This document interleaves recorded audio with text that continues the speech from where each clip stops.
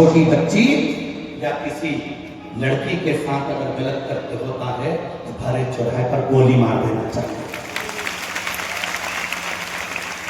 सरकार को एक नियम बनाना चाहिए, एक नियम बनाना चाहिए। कब तक बेटियां, कब तक बच्चियां, ये छोटी छोटी बेटियां, ये छोटी छोटी बच्चियां कब तक भोगेंगी, कब तक?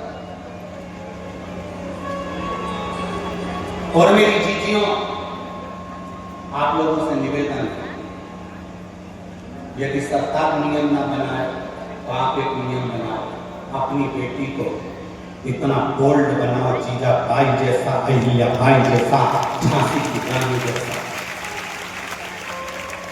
घर में ट्रेनिंग दो तुम अपनी बेटियों को, घर में ट्रेनिंग दो तुम अपनी बच्चियों को, अपनी बेटी को जीजाबाई बनाना।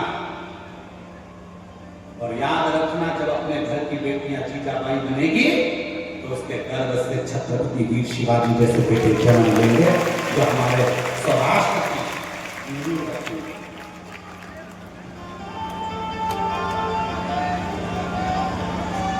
एक हिंकार अपने जीवन में होगी।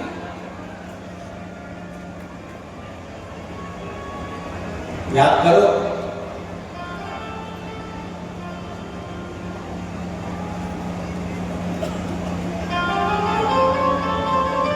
बाला साहिब ठाकुर इसी महाराष्ट्र की भूमि थे। एक ऐसा शेर जब गर्जना करता था तो पूरा भारत हिलता था।